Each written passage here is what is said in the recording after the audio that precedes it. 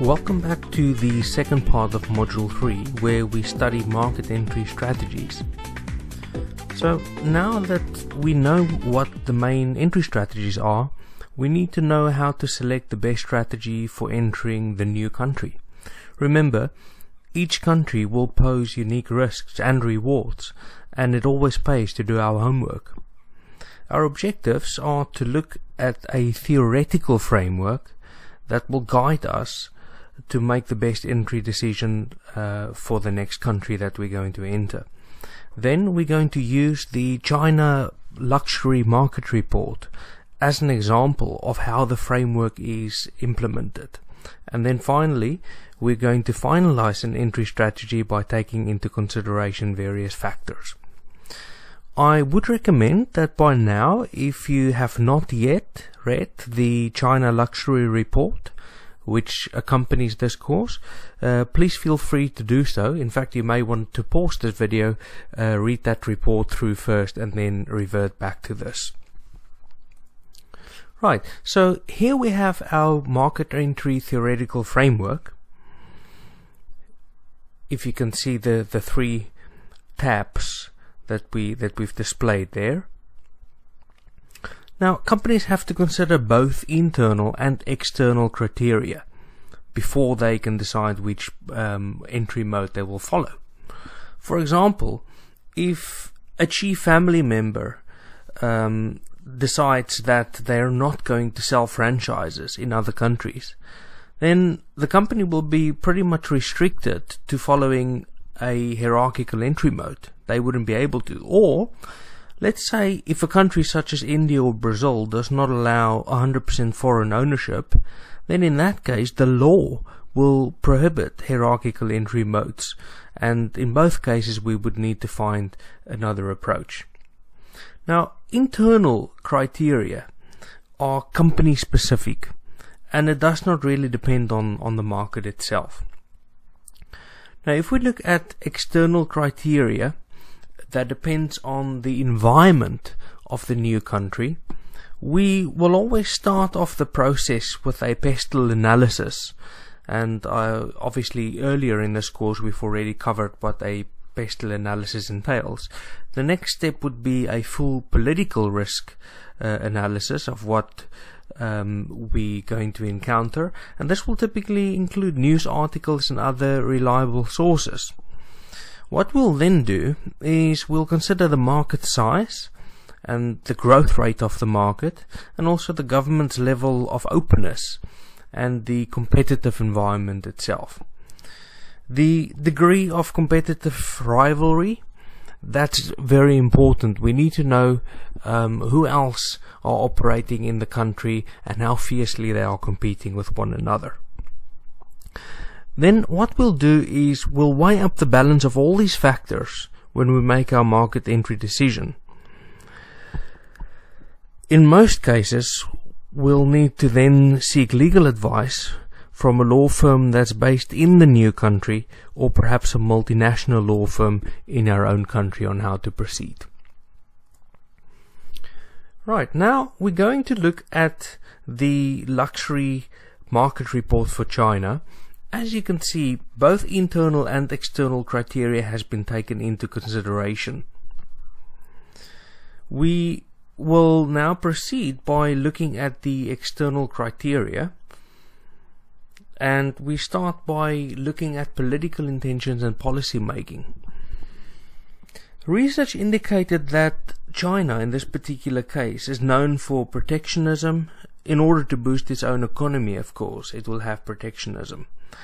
And in the case of luxury brands, import taxes are so high that Chinese citizens will spend nearly $50 billion per year on luxury goods in Europe. So they would actually spend more on acquiring these items in Europe than in their own country to try and avoid the taxes. We also see that there is a risk where China may be forced to respond to the EU solar sanctions. And China's response might be to impose counter-sanctions, and these counter-sanctions will affect you if you're an EU luxury brand operating in China. And quite frankly, the Chinese government conveyed this through the press, so it's not exactly a secret. We found that out through our research. We continue with political intentions and policy making to research that area. And any analyst will understand that China is a close ally of Russia, and if that's the case, we should consider the cause and effect relationships in the world that can be helpful to understand the situation in China. The analyst, that would be us in this case, will then ask the question, if it is the intention of Western governments to eventually impose sanctions on China, as is the case with Russia, it's recently implemented sanctions against Russia. If this is the case, then what effect will this have on Western luxury brands who exist in China or who are going to exist in China?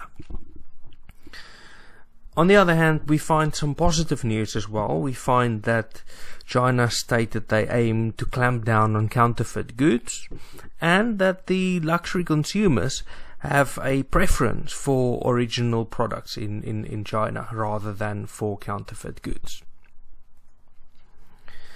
Right, now we are continuing with our research and we're looking at the economic structure, and we're going to analyze the internal growth patterns. And for this we find some useful reports. As you can see on your right, we've demonstrated through a graphic display of the report. Right, so we see here that China's middle class, the growth in the middle class is actually transforming the nation, and by 2022, in a couple of years' time, the upper middle class will have grown at 22.4%, with the poor and the mass middle class shrinking, becoming a lot smaller. Now, this is becoming quite interesting now. We now see that the geographic center of the middle class is shifting from the coastal regions to inland China. So there are internal changes, internal patterns that we can notice that's been predicted. This finding, what we just saw here, will have an enormous impact on our choice of cities if we're going to China to open new branches. Next, what we're going to do is to consider the legal framework and any new laws. The report found that new anti-corruption laws may actually cause a reduction in luxury goods spending. Of course, if there's a lot of government officials who would buy luxury items, with guanxi money, as we call it in China, if that trend is going to be reduced, it will have an impact. It is also found that the government will increase tax revenue by expanding its definition of luxury goods. So items that may not have been luxury goods before will now be considered as luxury goods. And interesting, we find that a new lower rate on lower tax rate is going to be implemented, because the Chinese government would like to compete with Europe for that sector or that portion of the market. Now we are ready to analyze the competitive environment, and in any situation, the 6 factors that we need to consider, firstly, would be the concentration of the industry. Now, in this particular case, we learned that there's a clear market leader called Omega, but we may also find that there are no clear market leaders in some markets. Our second factor would be the rate of market growth. The report found that rapid growth has been present in the last couple of years. Well, this does not mean that this rate of growth that we've seen is going to be sustainable, but at least it gives us a clear picture of what has been happening until now. And then thirdly, we consider the structure of the costs. Through good research in this particular case, what we learned was vital, because we found out that the fixed cost can actually be a lot lower in China because there's rent-free locations. We found out that the landlords or the property owners will actually provide a luxury brand with free space because they find that it's valuable, it's actually attracting more visitors to the shopping center itself. Right, so moving forward with the remainder of the competitive factors now. We've got the degree of differentiation. Now, here we learn that there is a reluctance amongst the middle class to purchase counterfeit goods, and that is helpful. The fifth factor is switching costs. A study of consumer behavior indicated that people love wearing matching attire. Somebody's not going to wear Gucci shoes with a Prada watch. They would prefer to have matching attire. And this means that the switching cost will be quite high. Because if somebody saw a nice Prada bag, all of a sudden they'd need to buy Prada shoes as well and a Prada watch as well to make sure that it all matches. So the fifth factor, switching costs, we found that to be in favor of the companies who are already there. Looking at the sixth factor, here we have exit barriers. Well, interesting, we learned that the prediction of growth in the tier 2 cities, because everybody knows about that prediction, it's actually going to cause poor performing companies not to close shop. They would stay there, they would hang around and wait for the situation to be improved and for these cities to come online and to grow so that they can profit from that in the future. And that is, of course, a significant factor to consider. Our next step now is to analyze the competition themselves and to really see what can we learn from the first movers in the market. Of course, we've learned that LVMH and Sephora, these brands entered by partnering with the local government-owned cosmetics brand. There's one called Shangxia that they've partnered with. We also see that Hermes acquired a stake in Shangxia, and it also becomes clear that many other brands entered who issued franchises. And now what the franchise owners did, they've realized that China was a lot more profitable, so they actually bought these franchises back and able to gain more control and to gain full control of what's happening in that country. And we've also seen that Armani and Prada are actually now designing in Italy but producing a local range in China, and this is obviously an adaptation in order to avoid certain import taxes. So the key here is we've got to evaluate the competitors' actions, and we're going to have a look what is our own plan, and compare to what the competition did. Is that a good plan? Or do we need to amend it? Is there anything we can learn significantly from what the competition always experienced? So now we can report back to our client in Italy, and we can actually provide our client with a report and some credible recommendations on the entry strategies.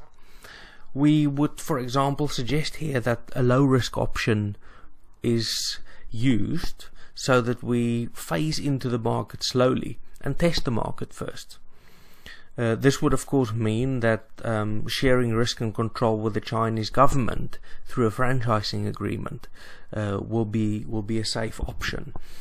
Of course, we've learned significantly from the buyback option that other companies did, and we can follow this intermediary mode as well.